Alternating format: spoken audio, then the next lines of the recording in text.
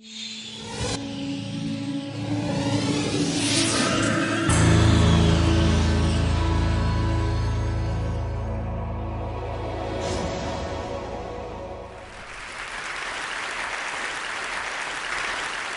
grew up interacting with the physical objects around us, and there are enormous number of them that we every day use.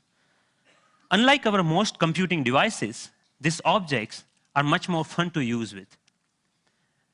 When you talk about objects, one another thing automatically comes attached to that thing, and that is gestures, how we manipulate these objects, how we use this object in everyday life. We use gestures not only to interact with these objects, but we also use to interact with each other. Like gesture of namaste, maybe to respect someone, or maybe in India, I don't need to teach a kid that this means 4 runs in cricket. It comes as a part of our everyday learning. So I'm very interested from beginning that how can our knowledge about everyday objects and the gestures and how we use this object can be leveraged to our interaction with the digital world. Rather than using a keyboard and mouse, why can I not use my computer in the same way that I interact in the physical world? So I started this exploration around 8 years back, and it literally started with a mouse on my desk. Rather than using that for computer, I actually opened it. And most of you might be aware that in those days, the mouse used to come with a ball inside, and there are 2 rollers that actually guides the computer that where the ball is moving and accordingly where the mouse is moving. So I was interested in these 2 rollers. And I actually wanted more, so I borrowed another mouse from a friend, never returned him, and I have now 4 rollers. What interestingly I did with these rollers is basically I took them off from these mouses and then put in a one line. It had some strings and pulleys and some spring. And what I got is basically a gesture interface device that actually acts as a motion sensing device made out of $2. So here, whatever movement I do in my physical world is actually replicated inside the digital world just using this small device that I made around 8 years back in 2000. Because I was interested in integrating these 2 worlds, I thought of sticky notes. I thought, why can I not connect the normal interface of physical sticky note to our digital world? A message written on a sticky note with my mom on a paper can come to an SMS, or maybe a meeting reminder automatically syncs with my digital calendar. And a to-do list automatically syncs with you. But you can also search in the digital world, or maybe you can write a query saying, what is Dr. Smith's address? And this small system actually prints out. So it actually acts as a paper input-output system, just made out of paper. In one another exploration, I thought of making a pen that can draw in 3 dimensions. So I implemented this pen that can help designers and architects not only think in 3 dimensions, but they can actually draw so that it's more intuitive to use that way. Then I thought, why not making a Google map, but physical world? Rather than typing a keyword to find something, I put my objects on top of that. If I put a boarding pass, it will show me where is your flight gate. A coffee cup will show you where you can find more coffee, or where you can trace that cup. So this was some of the earlier explorations I did, because the goal was to connect these 2 worlds seamlessly. Among all these experiments, there was one thing very common.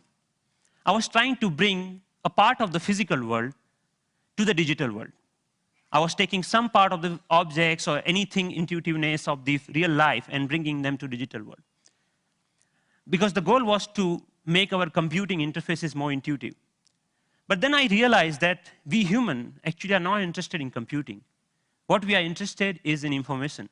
We want to know about things. We want to know about dynamic things going around.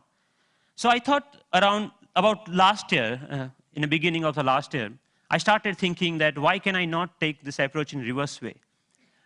Maybe how about I take my digital world and paint the physical world with that digital information? Because pixels are actually right now confined in these rectangular devices that fits in our pocket. Why can I not remove this confine and take that to my everyday objects, everyday life, so that I don't need to learn the new language for interacting with those pixels?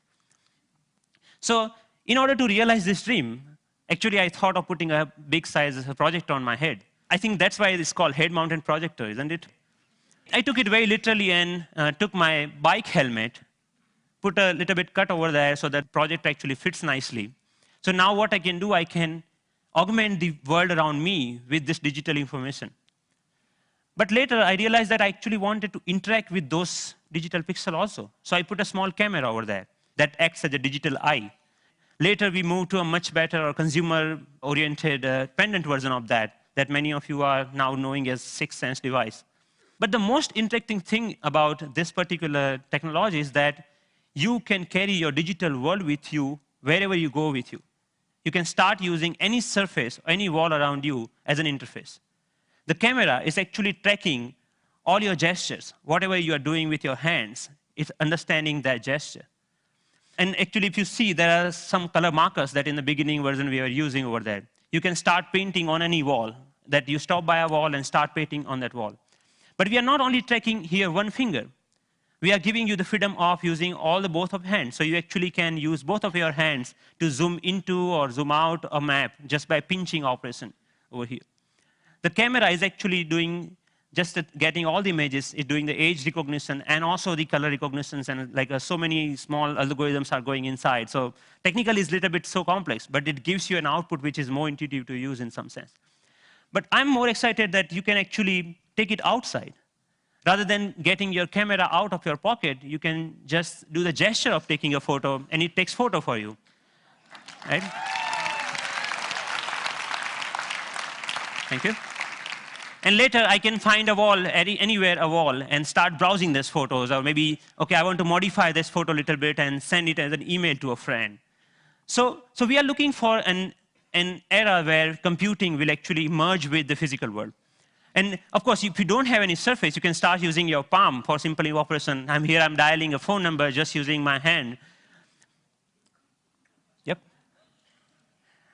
The camera is actually not only understanding your hand movements, but interestingly, it's also able to understand what objects you are holding in your hand. What we are doing here is actually, for example, in this case, the book cover is matched with so many thousands or maybe millions of books online, and checking out which book it is. Once it has that information, it finds out more reviews about that, or maybe New York Times had a sound overview on that, so you can actually hear on a physical book as a review of a sound. Gave a famous talk at Harvard University. This was Obama's last visit last week to MIT. And in particular, I want to thank two outstanding MIT So I was seeing the live of his talk outside in just a newspaper.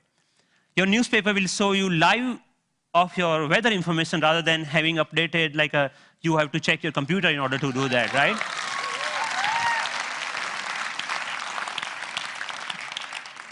When I'm going back, I can just use my boarding pass and to check, oh, my flight has been how much delayed. Because at that particular time, I'm not feeling of opening my iPhone and checking out a particular icon. And I think this technology will not only change the way, yes, it will change the way we interact with people also, not only the physical world. The fun part is I'm going to Boston Metro and playing Pong game inside the train on the ground, right? And I think the imagination is the only limit of what you can think of when this kind of technology merging with the real life. But many of you argue, actually, that all of our work is not only about physical objects. We actually do lots of accounting and paper editing and all this kind of thing. What about that? And many of you are actually excited about the next generation tablet computers to come out in the market. So rather than waiting for that, I actually made my own, and just using a piece of paper. So what here I did is remove the camera. All the cameras, webcam, have a microphone inside that camera. I removed that microphone from that, and that just pinch that, just make a clip out of that microphone and clip that to a piece of paper, any paper that you found around. So now the sound of the touch is exactly getting me when exactly I'm touching the paper. But the camera is actually tracking where my fingers are moving. You can, of course, watch movies. Good afternoon. My name is Russell, and I am a wilderness explorer in Tribe 54. And you can, of course, play games. Here, the camera is actually understanding how you're holding the paper and playing the car racing game.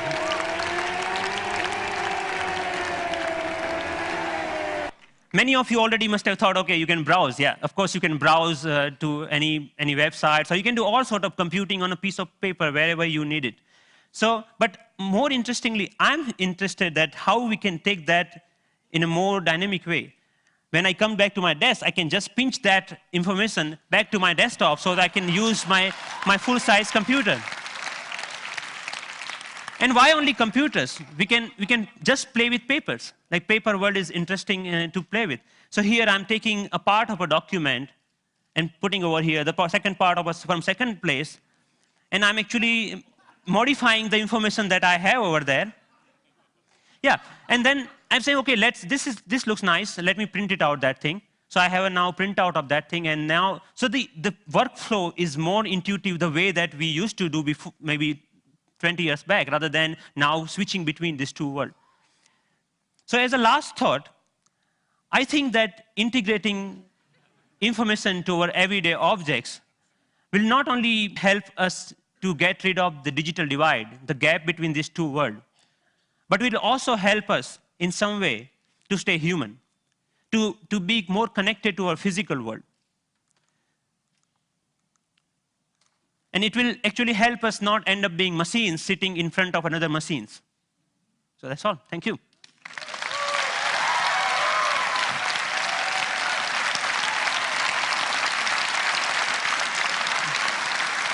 Thank you. Thank you.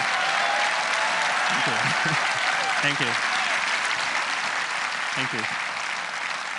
So Pranav, first of all, I mean, you're a genius. This is incredible, really. Thanks a lot. What are you doing with this? Is there a company being planned, or is this research forever, or what? So there are lots of companies, actually sponsored companies of Media Lab, interested in taking this ahead in a one or the way. Companies like mobile phone operators want to take this in a different way than the NGOs in India are thinking that why can we only have sixth sense? We should have a fifth sense for missing sense people who cannot speak. Maybe this technology can be used for them to speak out in a different way, maybe speaker system. I mean, what are your own plans? Are you staying at MIT, or are you going to do something with this? I'm trying to make this more available to people so that anyone can develop their own sixth sense device, because the hardware is actually not that hard to manufacture or something, hard to make your own. And I will provide all the open source software for them, maybe starting next month. Yeah. So that, open source? Wow. Yes. Wow.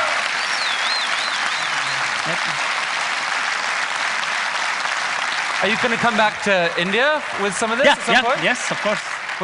I mean, what are your plans? MIT, India, how are you going to split your time going forward? There is a lots of energy here, lots of learning. Like all of this work that you have ever seen is all about my learning in India. And now, even if you see, it's more about the cost effectiveness.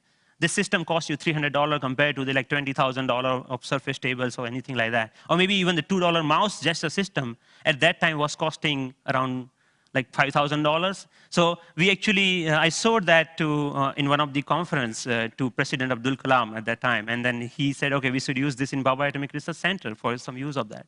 So I'm more excited about how I can bring the technology to masses rather than just staying that technology into lab or environment, something like that.